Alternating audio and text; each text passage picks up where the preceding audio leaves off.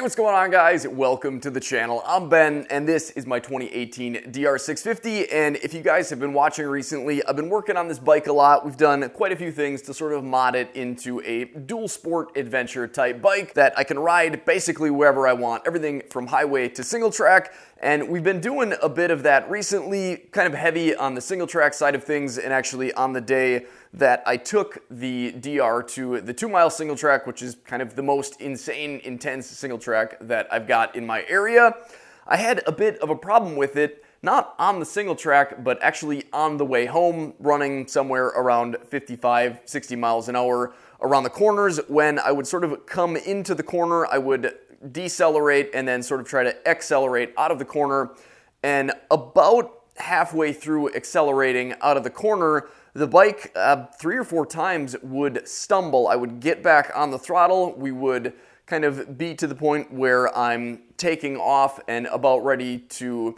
kind of start to accelerate, basically hit sort of the sweet spot for the DR a little bit higher up on the rev counter. And just about that time, it would basically kind of stumble and I would almost find myself sort of up on the bars a little bit. It's really kind of a strange thing. I'm not 100% sure what's going on with that, but there's a couple things that I've sort of wanted and have been needing to do to this bike that I think now maybe is a good place to at least start as far as looking into that issue. The other issue, and probably the reason you clicked on this video, when I went to start this the other day, I turned the key and nothing happened. We have no lights at all.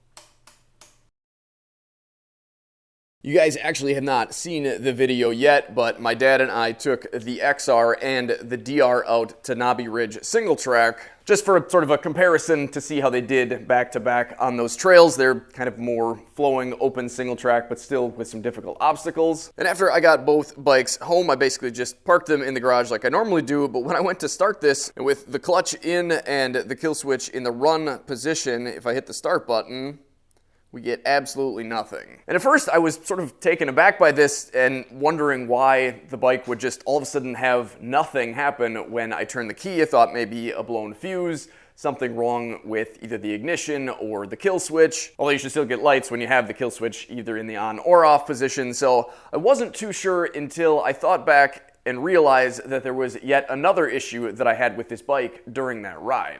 And it was actually at the very beginning of the ride that I turned both, well, the XR itself and the CarPlay unit on the dash there on, and then I came and turned the DR and its CarPlay unit on. But then by the time we got to picking our bikes and my dad chose to ride the DR650 first, I rode past him and noticed that the CarPlay unit was not on, or at least it didn't look like it was on. I would hit the power button and nothing would happen. So at that point in time, I thought maybe I blew the internal fuse, or maybe the wiring that I ran all the way back to the battery got severed somehow, even though I had taken precautions. I wasn't really sure. We just basically hopped on the bikes and headed down the single track. Since we didn't really need the navigation anyhow, I figured I would just deal with it later. But now I'm thinking that those two issues are linked because, like I said, this is directly wired to my Tusk lithium-ion battery under the seat. So my assumption at this point is that because that still had power, I'm thinking maybe the screen just wasn't showing that it was on, but the internals were still sucking juice. So essentially we rode the entire single track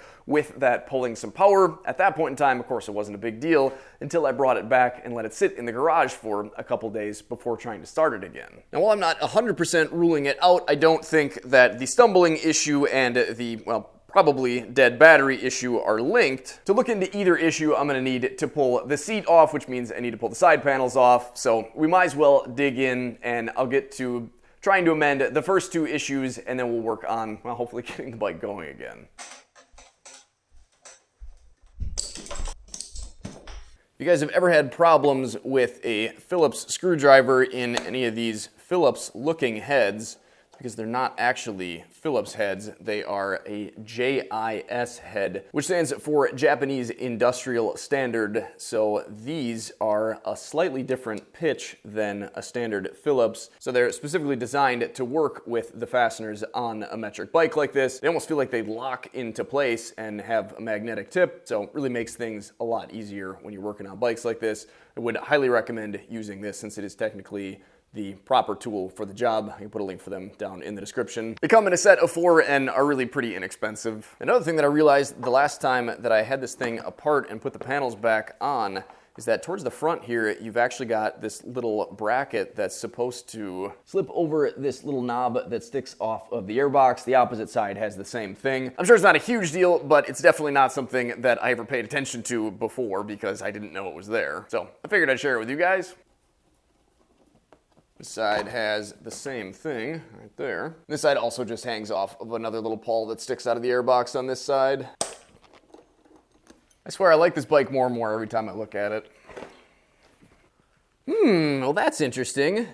If the snorkel itself doesn't restrict airflow enough, I guess maybe my fuse block that's somehow found its way inside of the snorkel certainly isn't going to make anything any better. I wonder if that in and of itself was enough to sort of make this thing stumble over itself. So we'll definitely have to find a better spot for that. And I know the snorkel's right there. I should just pull it out, but I want to wait until I get all of the sort of adventure mods that are going to be adding weight to this bike in place on the bike and have some riding under my belt before I start doing any performance mods. So please be patient. I know it'll be a better bike without it, but this is how it came off the factory floor, and I'm going to ride it that way until I've got all the weight added to it. But we will get there, I promise. I've got another pipe that has actually been in my storage area for a long time, so we will be doing performance mods. It's just got to wait until we're at the right point in the build. And actually, I believe since this is the fuse block for my CarPlay unit up here, this fix should actually go nicely hand in hand with the other thing that I was going to do to sort of stop the dead bike issue that I think was caused by this being wired in directly to the battery. And if you guys are unfamiliar, if you wire it somewhere to something like, say, this plug down here, there it is.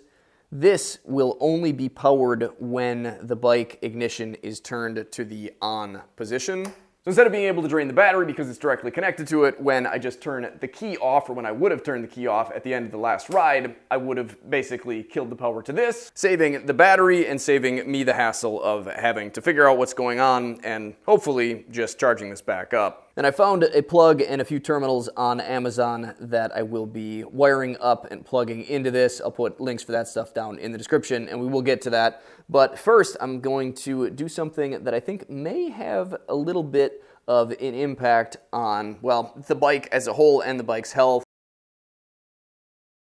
This was just sort of stuffed right about there, and it's just sort of blends in. It doesn't really look like anything too important until you realize that it is a filter, and this feeds down to the carburetor here. We can kind of trace it through there to this point here. And please correct me if I'm wrong. I'm not a motorcycle mechanic. I just make YouTube videos, so my guess is this has something to do with the slide inside of the carburetor. Essentially, it is vacuum actuated. When you twist the throttle, you are actuating a set of cables that run in here. And you can see that moving here when I twist the throttle from the other side of the carburetor. But unlike the XR over there on this bike, the sort of slide or guillotine looking device in there that basically just blocks the air and fuel mixture from getting into the engine, and then it modulates up and down when you're twisting the throttle up there, works off of a vacuum rather than being directly attached to those throttle cables and the throttle linkage on the other side of the carb. So in other words, if this is all gunked up like this and it can't get enough air in there, it certainly isn't going to help performance at all, and mixed with the fact that my air intake was half blocked, I think this could have something to do with the issues that I was noticing. But either way, I think it's definitely something that we should probably all be looking after a little bit better than I was. Now, I don't know if there's a way to wash this out or not. It doesn't really seem like it. Certainly doesn't seem like it comes apart, and I don't really feel like there'd be a great way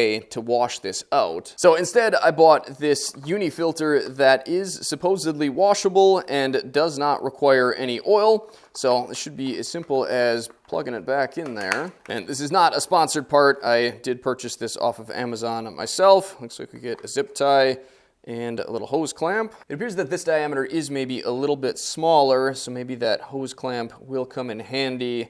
I'm thinking that that's probably not going to be enough to keep it on there, so we'll use the hose clamp instead. So there we go. Seems like that's on there pretty good, and we should have a lot more surface area to catch the dust. Of course, we'll still want to keep an eye on it and wash it off once it starts to get dirty. And I figure if I'm going to replace one filter, I might as well replace the other. So we're going to take a look inside of the air box here. We'll see just how bad it looks in there. Ew. Really not too terribly bad. This thing could definitely use a wash. Looks like it's still the original Suzuki filter in there. Now, of course, I could just take this old filter out of here, wash it up, spray it with some filter oil like this, but I asked Rocky Mountain to send me 2 of their Tusk air filters for this bike. So huge thanks to them for sending this and the other Tusk stuff that I use in all my videos out. Normally, I would purchase these on my own until Tusk came out with their own set. I would always, didn't really matter what type of machine it was, purchase usually 2 uni filters just so I could have one ready to go to stick back in a bike in a situation like this where I've got a dirty filter and don't want to spend the time or have the time possibly to wash, let dry, and then relubricate a filter. It's just sort of nice to have a fresh one to be able to stick in there, and then you can clean up the second one whenever you have time.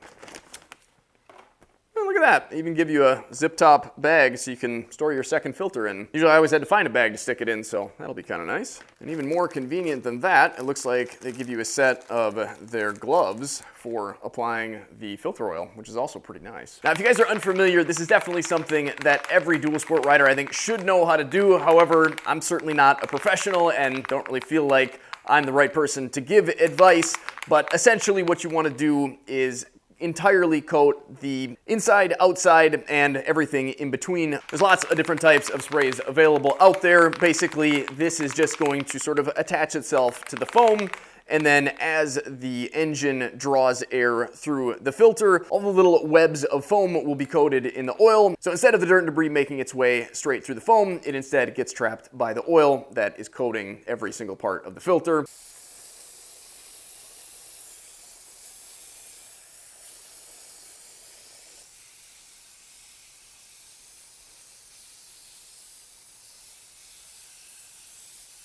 So again, certainly not an expert at this, but from what I gather from the information that I've read on this is basically you want to be able to squeeze the liquid that you've sprayed on here into every little part of the filter.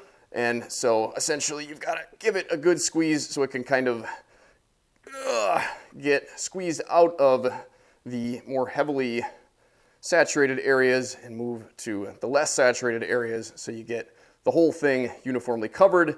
But in doing that, and when you're washing it, you don't want to do any wringing motions, meaning you're sort of squeezing it and rotating it, because that can damage the foam itself and any of the little intersection points between the 2 different types of foam. On the inside here, it's going to be a little bit hard to tell, but the outside appears to be pretty well covered. And again, from my research, that is essentially what you want. You want it completely covered, but you don't want it dripping or drenched because you don't want to pull any of the oil off of this into the combustion chamber. So I'm just going to touch up any light spots that I see. Maybe spray a little bit more on the inside just to make sure. Redistribute it all again. And then finally, to make sure that I get a good seal between this face and the airbox, I'm going to use some waterproof grease and then just coat this. Would be interested to hear from some of you guys that maybe know a bit more about this than I do. How much grease do you put on here? Is this way too much? Is this not near enough? Let me know. It's kind of oddly amazing how well these fit in these screws. Can't believe I used Phillips for so long. There's our screw. That piece.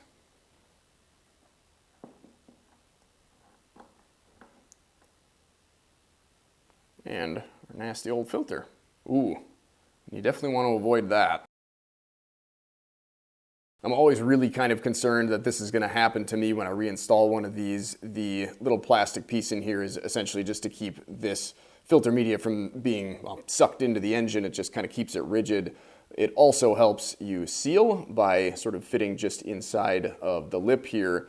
And as you can see on this part, the lip didn't stay all the way on the outside of this. So essentially you could be getting dirt and debris past the filter because it can sneak right in through here. This portion of the filter doesn't actually have a direct draw through it. So I guess that's maybe not quite as bad, but still definitely something that you want to keep an eye out for when you're reinstalling your filter. So we'll get this pulled out of here, and I'm just going to toss this one. But this, of course, needs to get all wiped down and cleaned up before I stick it in my new filter. I'm also going to take this opportunity to clean my air box out. We will block off the intake there and give it a wipe down.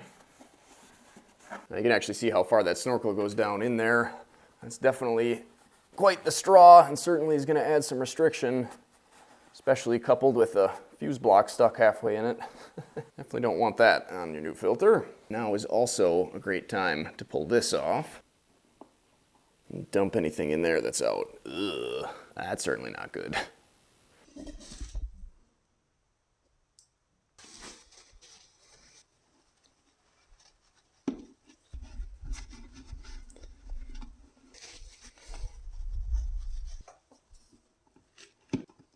That's also a great thing to check if you ever end up with a little bit of water in your airbox. So I'm gonna slip these back on, fit this inside of here. I should have done the greasing after this part. There we go, all re-greased and ready to go in. So I'll just carefully slide it in, trying not to knock any debris off from the outside or anything that I left on the inside. And I wanna make sure that the filter stays on the outside of the little plastic webbing on the inside. It's seeming like this piece has to be exposed, meaning that the filter has to sort of spread its way around it, and it does seem like a pretty tight fit, but then I think this thing should have a little bit more room to fit where it needs to in there, otherwise it wasn't wanting to line up.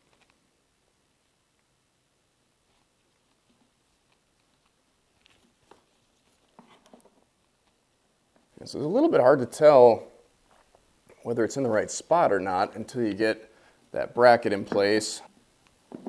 And that sort of shoves the filter down up against the air box. Seems like everything is in the right spot as far as I can tell. So I'm just need to get that fastener in place. I did put a little bit of blue thread locker on this fastener just in case. Certainly don't want that one rattling loose. There we are. Should be all set to filter some air.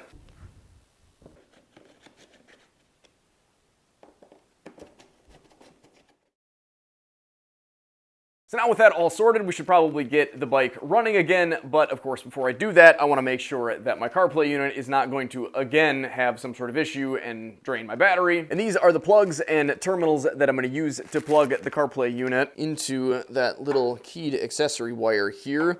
And maybe some of you guys know a little bit better than I do, but I believe this is used for something on this bike in different countries. It's not used on anything in the US. There's also another one like it up underneath the headlight cowl, which is actually where I've got the accessory line tied in from my controller for the fog lights here. If you guys watched the light video, you know that I just snipped the line for that front connector, left it in place, but then just put a pigtail off of the side of it with just a waterproof butt connector. But because there's not really a good way to cut and then resplice a wire in here, I'm just going to plug into this directly, and then the lines that I have coming off of it that I'll crimp these onto can then be spliced into whatever sort of wiring that I need to tie in here.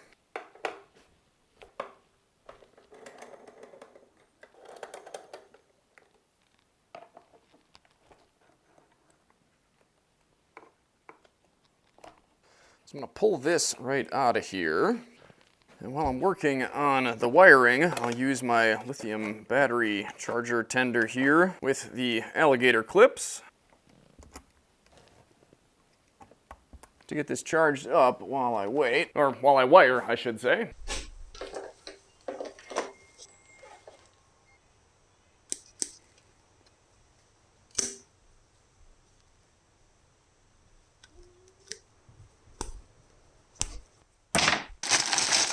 So this actually comes with both sides, so I could technically use these in a dry, clean location for some other sort of wiring project. But the DR already has this side attached to it, which is exactly why I need this. It will interface with that plug, but of course we need to put some terminals in here.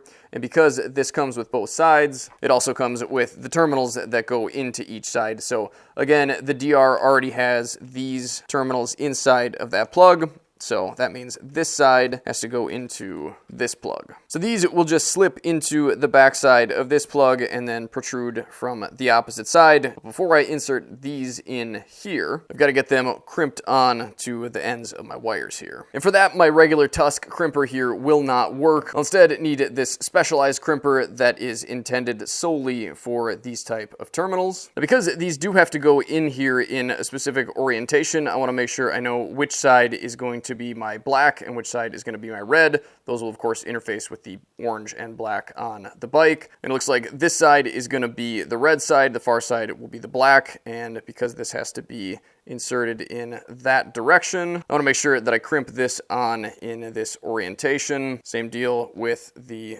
negative one on this side, so they both fit in here properly and I don't have to twist the wire up to get them in there. And again, I'm not a motorcycle mechanic, I'm not an electrician, so if you guys feel uncomfortable doing any of this, I would highly recommend consulting a professional. So the first set of tabs here are going to get crimped onto the insulation, and the second set will crimp the wire itself. So we'll get that insert in there and crimp it down, and then I'll crimp it onto the insulation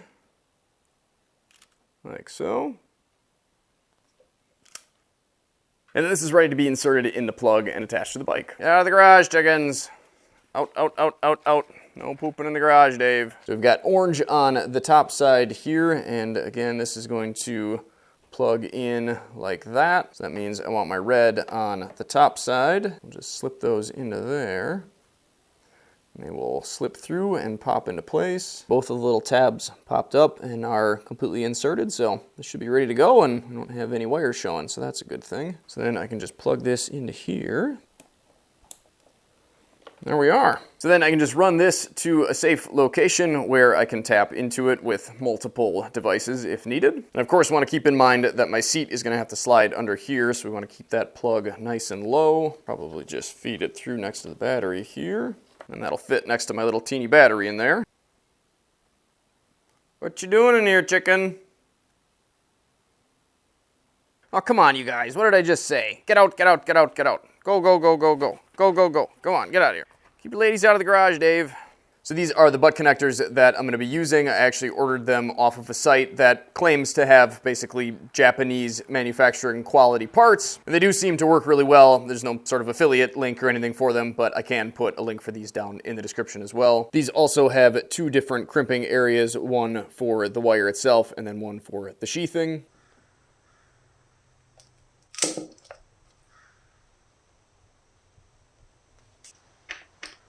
But first, before I crimp those on, I've got to put the little shields on them.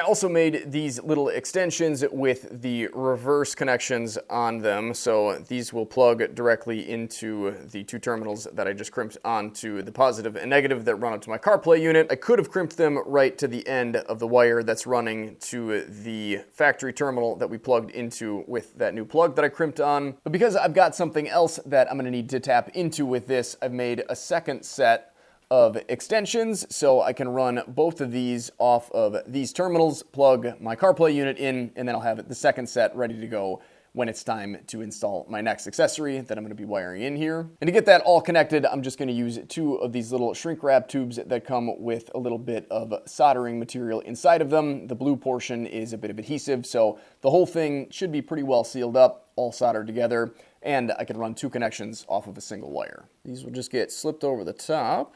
Then I can just slip these on in. Same deal with the positives. And then I've just got to melt everything together.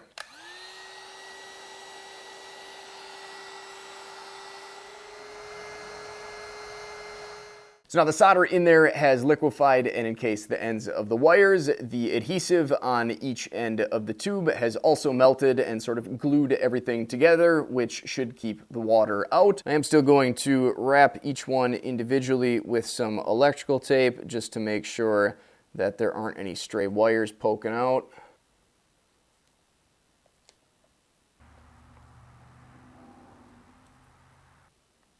So now it's just a matter of plugging these things in.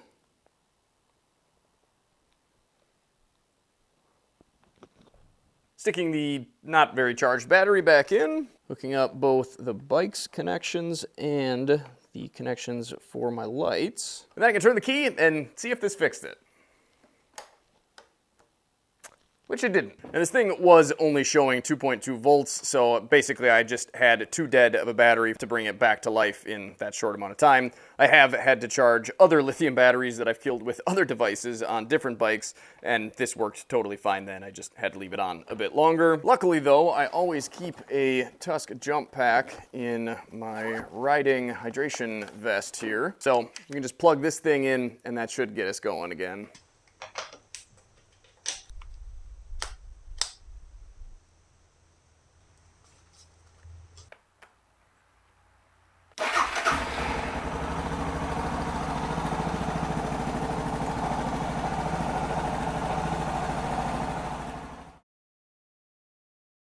So it's now much later in the evening, actually the night before I'll be posting this, hopefully anyway.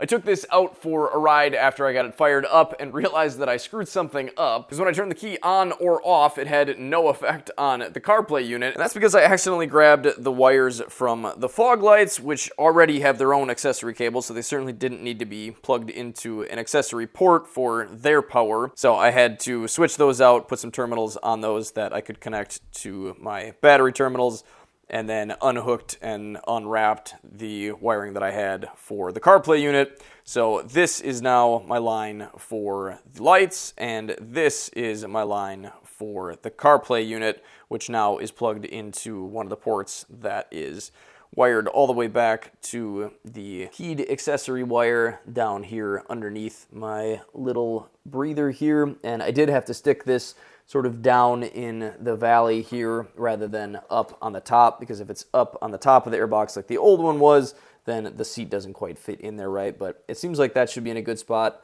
Doesn't seem like any of my sharp parts here are going to be touching any of the wires. Now, when I turn the key on, the CarPlay unit turns on.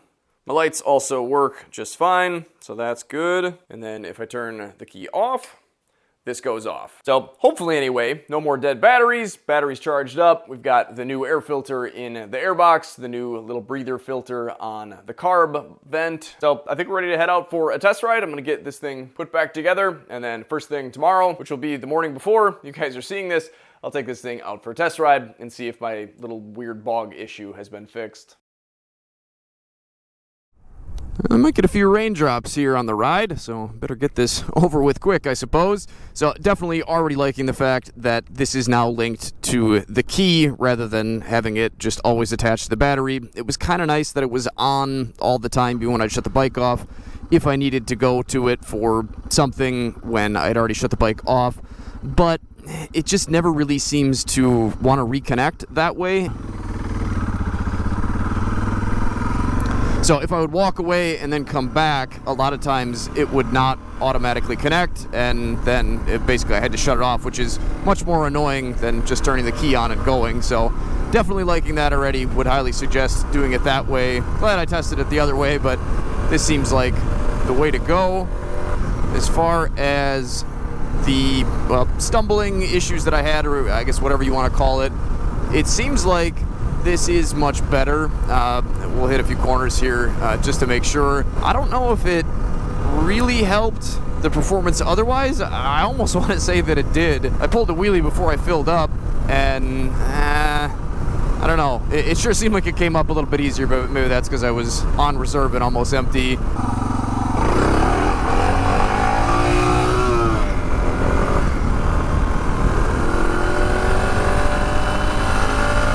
Either way, she definitely seems happy now.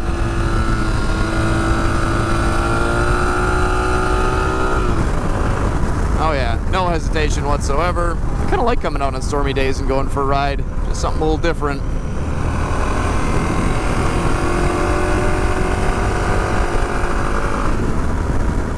Yeah, I don't know which of the three things that I did fix this, but it definitely seems much happier, and maybe even a little bit happier than before. I suppose brand new clean filter, brand new clean filter for the first time, I guess, since it was new on that breather hose for the carb. I guess I don't care which of the three things did it. Most likely thing was probably pulling that fuse block out of the intake. That blocked about 50% of it, but either way, I'm definitely happy to have the DR back and fully operational. I was a little bit nervous and kind of taken aback and surprised by, well, sort of all the issues, but a little bit of tinkering, a few wires here and there, some new filters, and she's ready to go again. And I sure do like riding this bike. I know I kind of give it a lot of crap, and it seems like a lot of people don't quite understand that comparing this bike, or any bike really, is my job. So if I wasn't saying, you know, what was better about one than the other, I wouldn't be doing my job and wouldn't be doing what I set out to do. So I have to call out things that I notice, but I mean, all that aside, or even all that included, I mean, this is still one heck of a bike, and I would say I'm definitely enjoying it more than I did my KLRs. Not that I dislike those or regret those in any way, but the DR is a darn good bike, and I sure have been enjoying wrenching on it. It's definitely easy to work on, and definitely a good time to ride. So if you guys want to see more videos like this, make sure you hit that subscribe button. Hi, baby cow. Make sure you guys get out and enjoy this beautiful world any chance you get. And if you can't do that right now, here's some more videos to check out. In the meantime, thanks for watching. Take care, stay safe, and stay swanky.